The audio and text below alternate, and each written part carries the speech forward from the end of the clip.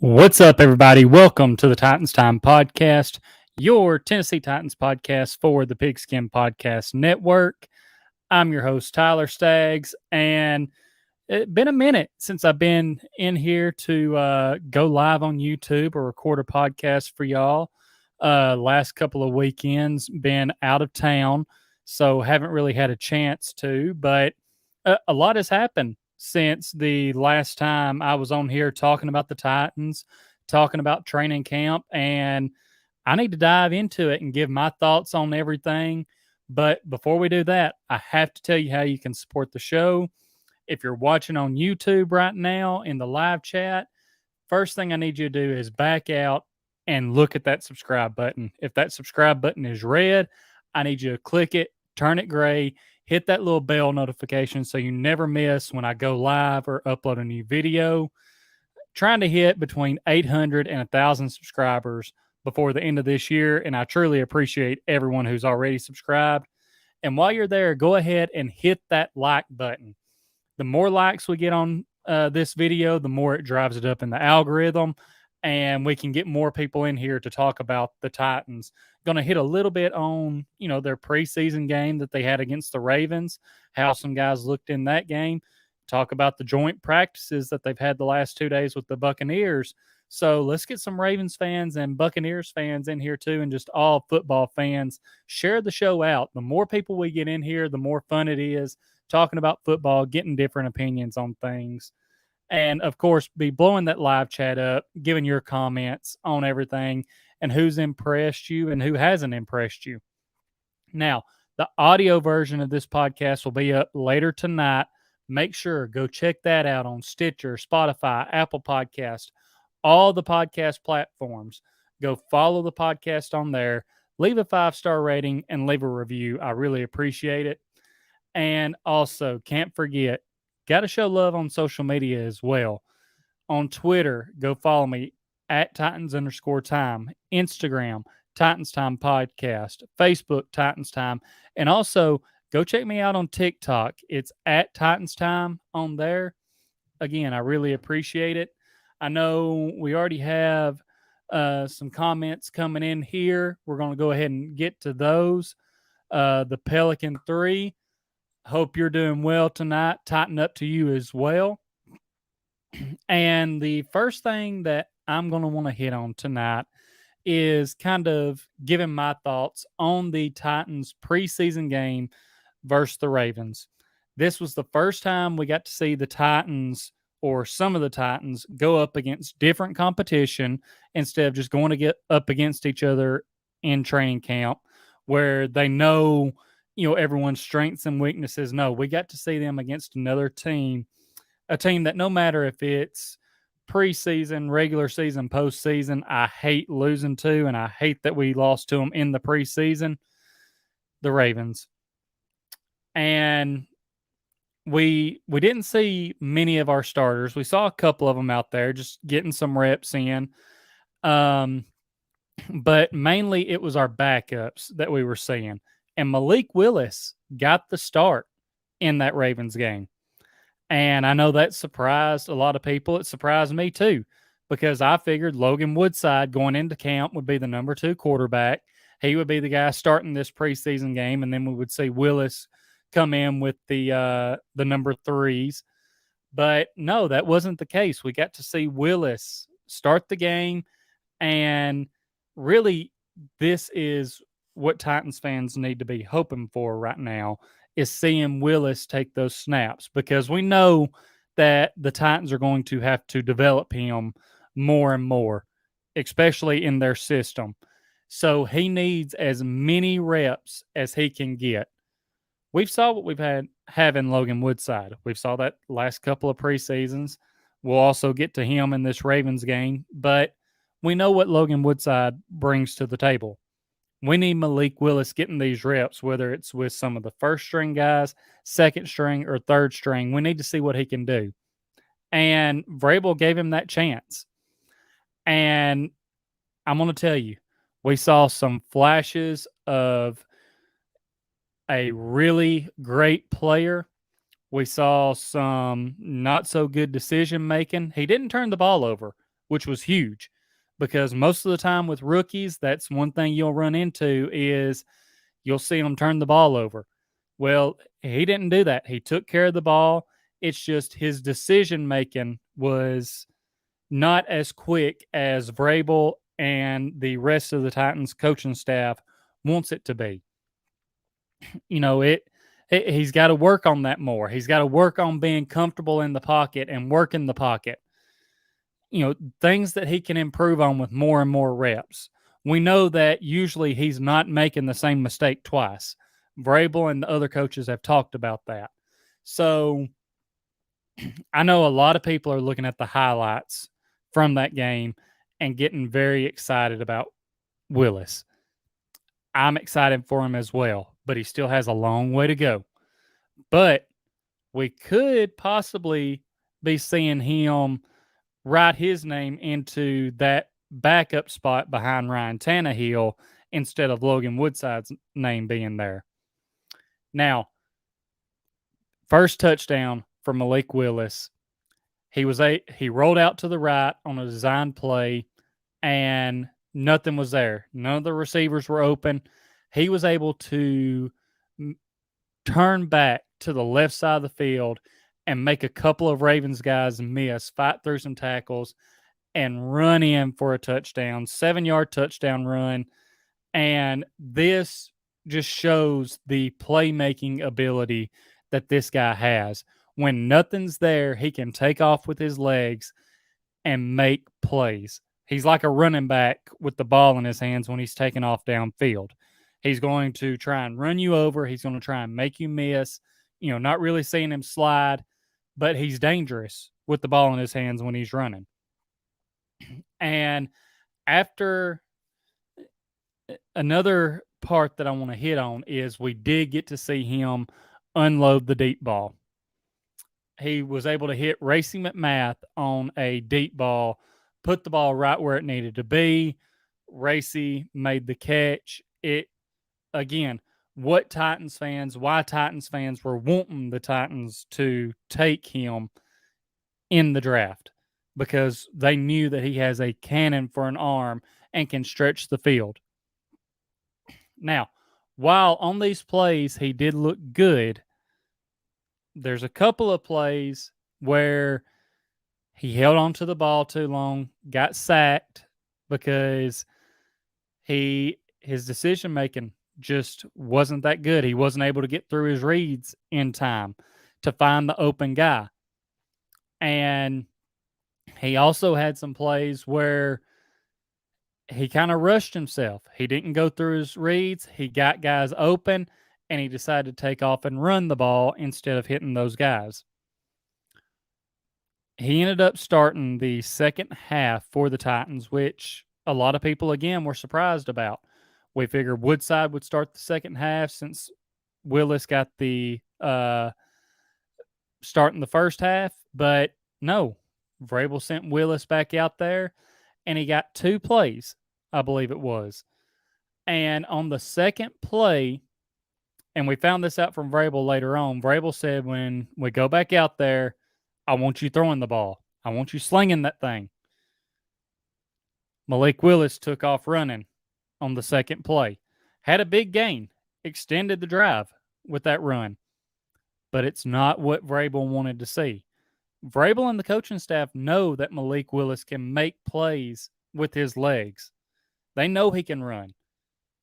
But in the preseason especially, they want to see him standing back there, working the pocket.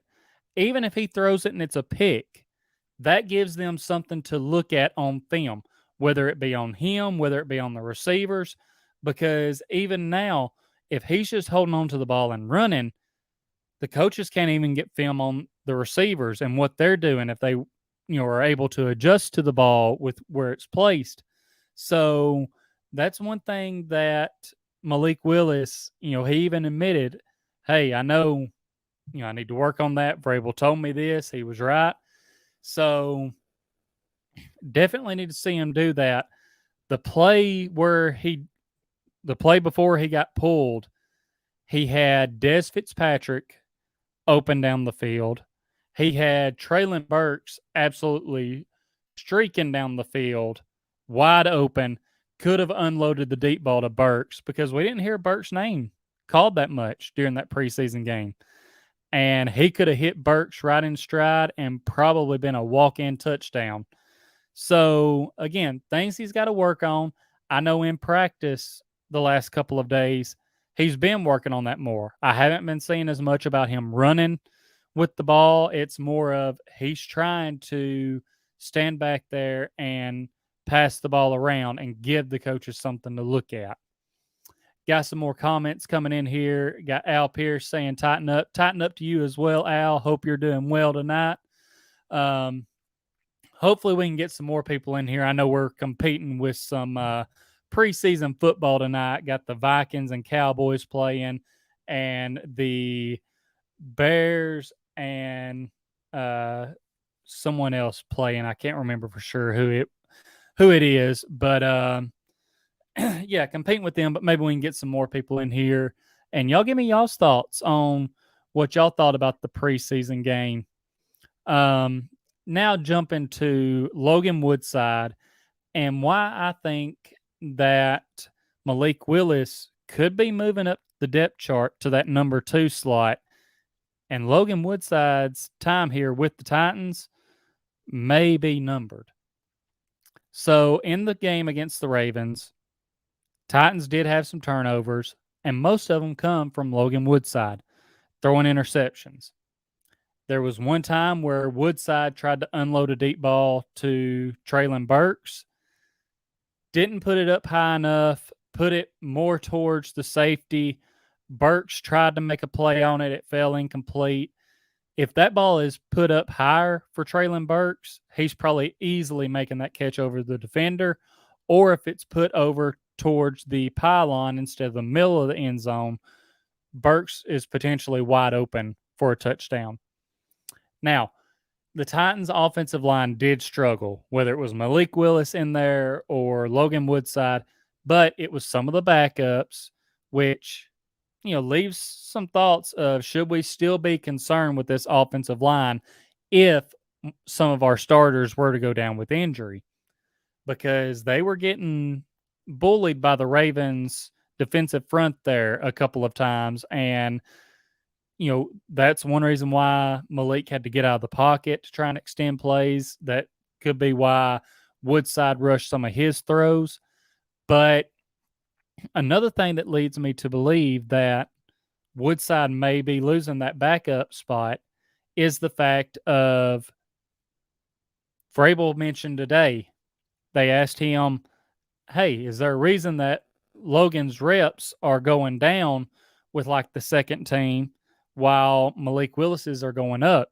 And Vrabel said, hey, we've talked to Logan about this. We're trying to develop Malik more in our system and get him up to speed with everything. But you have to wonder, could this be because Vrabel knows what they have with Logan Woodside? And he's like, okay, you've been here for a couple of years. Not much has really changed. We're moving on to the young guy here. So just something to think about there. Let me know y'all's thoughts on that. And we got Khalil Commanders in here saying Antonio Gibson is benched. Ron Rivera, great job. And Khalil, I think this is the first time I saw you in the chat here. Appreciate you being here and chiming in on some stuff. If you hadn't already, go hit that subscribe button, man. I'd appreciate it. And, would love to get in. I know the Titans and Commanders play each other this year. So definitely would like to have you around, get thoughts on that. But now, before we shift into talking about the Titans and Buccaneers joint practice, because I really didn't have too much more to hit on with that preseason game. Malik Willis was really the highlight. There are things he needs to work on. Woodside was the low point of that game. Uh, defense, our defensive backs, our depth defensive backs struggled some, but won't worry about it too much because I think our starters are going to be solid. But before we get into talking about the Bucs and Titans joint practices, I have to tell you about DraftKings Rainmakers football. Football fans, you can join the next generation of fantasy football with Rainmakers football. DraftKings' first ever NFT fantasy game. It's the only NFT fantasy game licensed by the NFLPA. Now you can play all season for millions in prizes. By building the ultimate NFT franchise, right now everyone can get their first full roster starter pack for free. Yes, you heard me right, for free. Playing Rainmakers is simple. Buy, sell, bid, and win player card NFTs of the biggest names in the game through regular drops and auctions on DraftKings Marketplace. You can craft lineups with these athletes from your NFT collection and earn points for touchdowns, receptions, and more, just like daily fantasy football. So I'm telling you, if you're a fantasy football fan, if you're an NFT fan, DraftKings is combining them right here for the ultimate experience, and you don't want to miss out. Build your NFT franchise and enter free Rainmakers football contest all season long to compete for millions in prizes. The next generation of fantasy sports is here. Download the DraftKings Daily Fantasy app now. Sign up with promo code TPPN. Click the Rainmakers tile and opt in to get your first card free. Plus, play for millions in prizes all football season while building the ultimate NFT fantasy franchise with Rainmakers football. Again, that's promo code TPPN. Build, play, win. Only at DraftKings. Contest entries depend on type and number of NFTs held. Eligibility restrictions apply. Void where prohibited. See DraftKings.com for more details on all of that. And now we can hop in to talking about these joint practices the last couple of days. Going to start out with yesterday, where we're seeing, I'm going to talk about the one-on-one matchups first between the receivers and defensive backs. And our receivers going against the Bucs defensive backs in one-on-ones, we were seeing a lot of guys win. Mason Kinsey was winning against the Bucs defensive backs.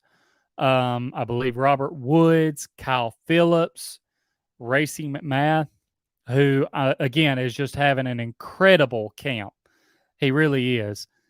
And even though Traylon Burks, credit to Buck Rising on his videos for this, Traylon Burks' first 2 reps, he struggled. It wasn't just all sunshine and rainbows. No, he struggled some. But his 3rd rep, he was able to make a great one-handed catch along the sideline. Ended up getting both feet down, kind of had to dive after that, landed, got up, and had a little bit of a limp when he was going back towards the huddle. And we'll dive more into that because a little bit later on in the 11 on 11s, after a play, he ended up having to leave. But now jumping to the Titans defensive backs going against the Buccaneers wide receivers. Now, granted, yesterday they didn't have Chris Godwin out there. Mike Evans did not make the trip with the team. But new Bucs receiver Julio Jones, who was with the Titans last year, returned to Nashville to face off against the Titans in these joint practices. And yesterday, we got to see Julio match up with Christian Fulton one-on-one a couple of times. And man, Christian Fulton put him in the Fulton County Jail. He locked him down, was not giving him anything. But, PFF, they want to go off some stuff that happened today with Julio making a catch over one of the Titans rookies. But you don't see PFF putting anything up from yesterday where Christian Fulton was locking him down. Just saying. PFF, Need to do a little bit better there. Actually show both sides of it. Now, yesterday, Caleb Farley had a rough day, especially in the one-on-ones. He got turned around a couple of times by two different Bucs receivers. I mean, they made him look silly. I'll admit it. And Vrabel even admitted yesterday was not Caleb Farley's best day, but that he talked to him and told him, like, hey, go in, watch the film. You just got to improve, get better every day. So, and Farley definitely rebounded today, but still sticking with yesterday, the Titans' first team, whether it be on offense or defense, it was just their day. The offense was clicking. They were going down, scoring touchdowns left and right. I mentioned Treylon Burks, the first play of 11 on 11s. He had an 80-yard touchdown catch. Now, after that play, he did end up going into the locker room for the rest of practice, never returned. Gave Titans fans a heart attack because we were like, great, what has happened? What injury has happened? What's going on here? But he did return to practice today and had a sleeve on his, I believe it was his right leg. But other Titans receivers kept going. The first two plays yesterday, Burks' long touchdown, and then Ryan Tannehill airing it out to Racey McMath. Again, you've heard that name a lot tonight, and I have a feeling we're going to keep hearing that name a lot because I feel like Racey McMath has cemented his name for the Titans' final 53-man rosters as final 3-man roster as one of the receivers. And he went up over the Bucs defensive back and mossed him for the catch. Now, got to give credit to the rest of the defense as well. And I will say, Tom Brady is not there with the Bucs this week. But the Bucs still have most of their starting offensive line. They have their starting defense. And the Titans were having their way, especially on the defensive side with Jeffrey Simmons, who has just been setting the tone all practice long. He was talking his talk to the Bucs offensive line yesterday, chirping back and forth with them, letting them know, hey, this shit is too easy. Y'all are making it too easy for me. I am dominating y'all. Blowing up run plays, not giving the quarterbacks any time to throw with what would be sacks, whether it be or tipping balls at the line of scrimmage. And even, yesterday Roger McCreary got in on breaking a pass up that was intended for Julio Jones. Titans defense, one of their newest addition to the defensive back room, able to get an interception yesterday. So just a strong overall day for the Titans yesterday. Now, getting into everything that happened today. As I mentioned, Treylon Burks was back, had a sleeve on his right leg, participated in some of the drills. I don't think he was out there for all of them. Al Pierce mentions that Phillips destroyed Logan in practice today. And yes, he did. If y'all haven't saw that video, y'all need to go check it out on Twitter. Logan Ryan made his return as well to Nashville after, some of the comments he's made about the Titans and their fans. Fans were happy to see what Kyle Phillips did to him today. I mean, absolutely put Logan Ryan on skates in one-on-ones and just, broke his ankles. A beautiful route ran by Phillips. And, I know the Pelican 3 also mentions Haskin ran over Logan Ryan. And, yeah, there's been some mixed thoughts on that. I've been seeing reporters say that Haskins trucked him. I've been seeing others say that Logan Ryan was the one that laid the hit. Either way, it did keep Haskins from scoring a touchdown.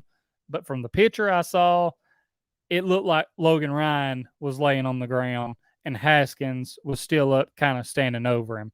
Not saying that Logan didn't lay a hit, but everyone said it sounded like a crash when they collided. So, rough day for Logan Ryan, I believe. Now, the Titans offense did slow down a little bit today. They weren't able to get as many touchdowns. They had some drives stall out, but the defense, for the most part, was still getting after it. Caleb Farley rebounded today, had an interception on a fade route in the 11 on 11s.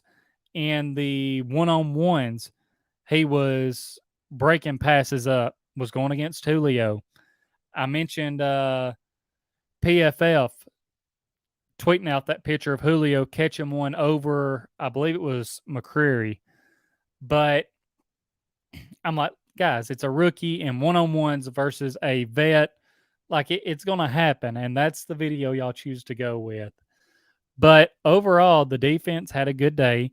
Jeffrey Simmons was not out there for most of the 11 on 11. He was on the sideline. Vrabel did let him go in for a play, but towards the end of that play, Simmons ended up on the ground under a pile. Words were exchanged. I know Leonard Fournette tried to get into it with Jeffrey Simmons. A little brawl ensued. And Fournette, buddy, I just have to say to you, I know you went into training camp at like 260 pounds, but you're going to have to eat more of your Wheaties or something. You don't want to mess with Big Jeff. You definitely don't want to make him mad. Like that's not the guy on this defense to mess with. The Pelican 3 also said that Chig caught 3 good passes. And yeah, I actually didn't see much about that. I'm trying to remember who Malik Willis got the ball to today. I know Burks had a couple of touchdowns. I don't know if it was 2-on-2 or 7-on-7. He fought through some. It was 7-on-7. He fought through some defensive pass interference to still make the catch. He was winning his one-on-ones today. Mason Kinsey was still winning his one-on-ones. I mentioned Kyle Phillips. The dude is just so quick. Like, defenses don't know what to do with him. Defensive backs don't know what to do. And yeah, just overall, still, I feel like the Titans overall won this practice. They're looking good out there. I'm excited for the preseason game against the Bucs coming up this Saturday. Being there in Nissan Stadium and watching these guys. Excited to see Malik Willis, Caleb Farley, what these guys can do in an actual game situation against the Buccaneers. And I want to know y'all's thoughts. Who else do y'all think done really good today? Who's struggled some? I know yesterday Dez had some trouble, wasn't really getting open. I think he did catch a pass yesterday that was off of a tip. Ryan Tannehill has thrown 1 interception in these joint practices, but he's had a lot of passes. Only 1 interception. That's not too bad.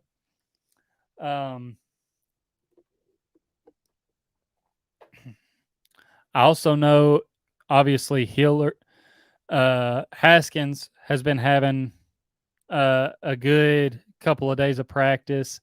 Hilliard has been going off. He's made some plays with like the third down offense, caught some wheel routes for touchdowns. And the Pelican 3, to come back to your comment about Chig catching 3 good passes. It was in 11 on 11 red zone drills where Willis connected with Chig.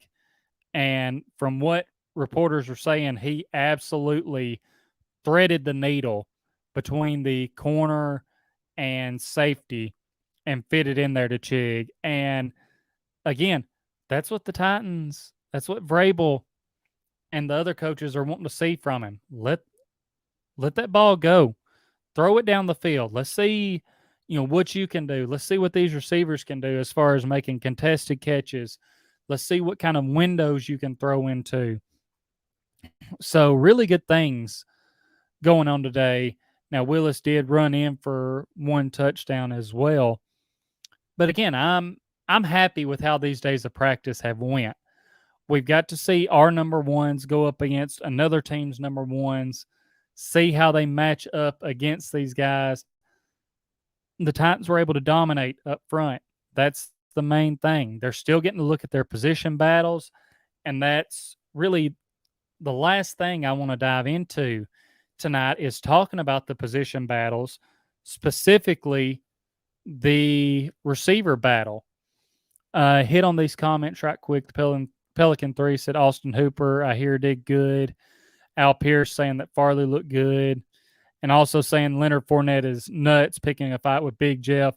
And yeah, he is. I mean, again, out of all the guys on our defense, Big Jeff is absolutely the last one that I would want to piss off and get in a fight with.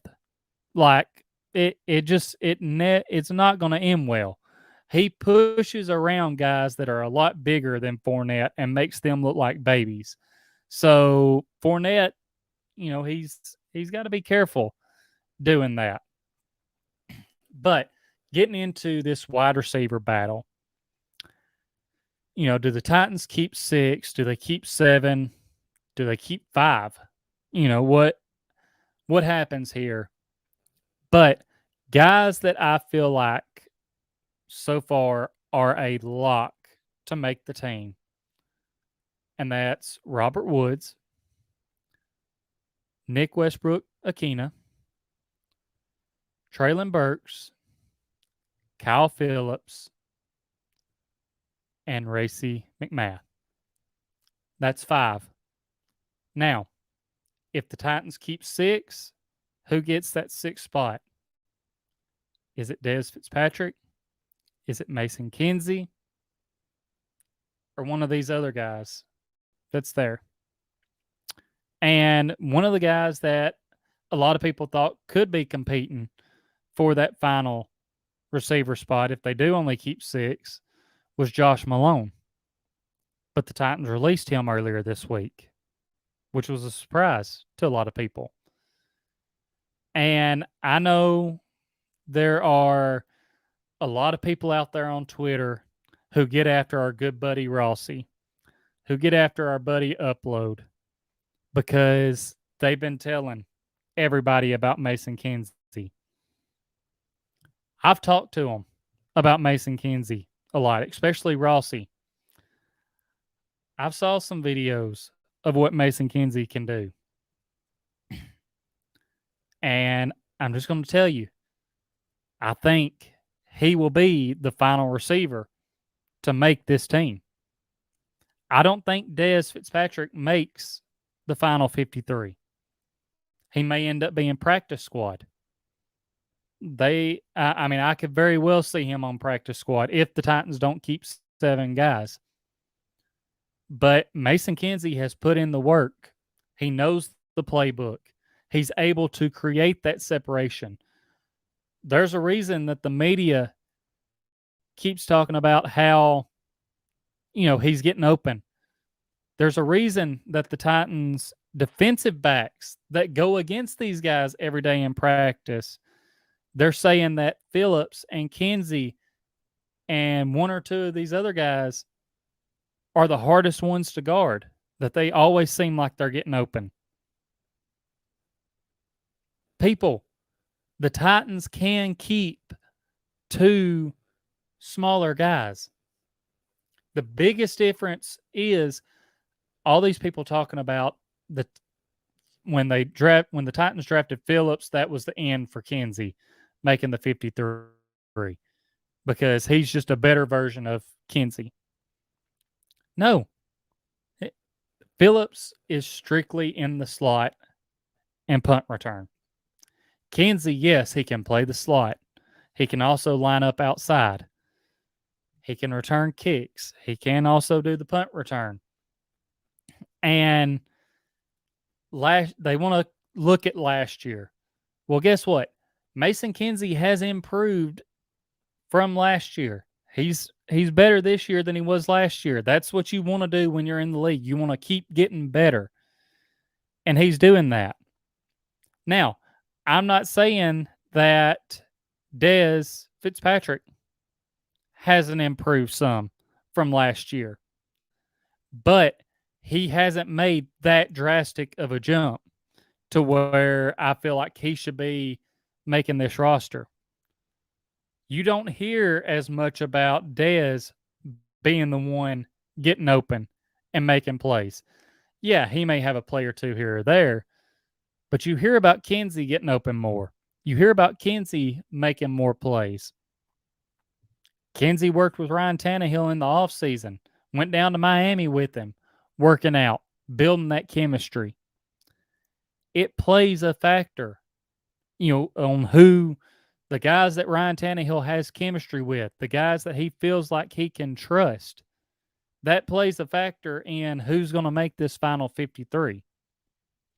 So, to everyone out there who's doubting Kinsey, who's making fun of Rossi and Upload, and possibly even me now for saying this, don't be surprised if the Titans keep 6 receivers and Mason Kinsey is that last name to be on that list, because it could very well happen. And I know the Pelican 3 says that he thinks the Titans will keep 7 and Kinsey will get that spot. So definitely, if you're here in the chat, let me know your thoughts on that as well. And again, for everyone here in the chat, I appreciate y'all being here, commenting in. Let me know y'all's thoughts on training camp, the preseason game. Everyone make sure, go give me a follow on Twitter at Titans_time, on Instagram, Titans Time Podcast, and Facebook, Titans Time. I'm also on TikTok at Titans Time. Go follow me on there as well. I mentioned it earlier. The audio version of this podcast will be up a little bit later tonight. Go check it out. Stitcher, Spotify, Apple Podcast. It's on all podcast platforms. Just type in Titans Time Podcast. Follow the podcast. Leave a 5-star rating. Leave some comments, questions. And also, if you're here on YouTube, back out of that live chat. Hit that subscribe button if you haven't already. Trying to hit 800 to 1,000 subscribers before the end of this year. Truly, truly appreciate everyone who's already subscribed. Go ahead, leave a like on that video and share this video out. And got the Pelican 3 coming in with another comment saying 7 because there could be injuries like last year. And there could be, but that is also where the practice squad comes into effect, because you can place some of these guys on practice squad and then protect them, and you have your receivers there, and it opens up more spots for a different position to have more depth. And Al Pierce says we'll keep 7 wide receivers if we only keep 2 quarterbacks. And that's a good point as well, because I myself, and I know some other people, were thinking, okay, the Titans are going to keep 3 quarterbacks going into this season. But now it's looking more and more like we could possibly see them only keeping 2. Because if you keep 3 quarterbacks, you have to sacrifice somewhere else. You have to cut down on depth at another position. But if you only keep 2, man, that opens things up, and you can add that extra position in, whether it be at receiver, defensive back, defensive line, running back even. So it's going to be interesting to see. But everyone, I appreciate y'all tuning in. That's really all I have for tonight. Just wanted to hop on here, give my thoughts on, like I said, the preseason game against the Ravens, how I felt Malik Willis did. And I want to jump back to that. I'm definitely hyped for the future with Malik Willis and what he can do. And I'm not trying to be a downer. And I've seen a lot of people talking about how, oh, Vrabel's trying to change him from being just a playmaker with his legs to he wants him to be a pocket passer. No, Vrabel's not trying to take away his creativity and how he can extend plays and make plays. What Vrabel's doing right now is trying to really develop him to where he can succeed at a high level in the NFL. Vrabel is trying to coach him up, develop him, get him ready to go. And the only way he can do that, he knows what Malik Willis's strengths are. He knows he can run. He wants him to work on his passing, get that better. Because if you truly become that dual threat guy to where you can stand back there in the pocket and rip passes down the field to open guys or throw guys open and make plays, then you can also combine that with your running ability. It's going to be hard for defenses to stop you. So I am excited about it. And I do think Malik Willis is making the push for that backup quarterback spot. But that's all I have for y'all tonight. Hope y'all have a good rest of the night. This has been Titans Time. And as always, tighten up.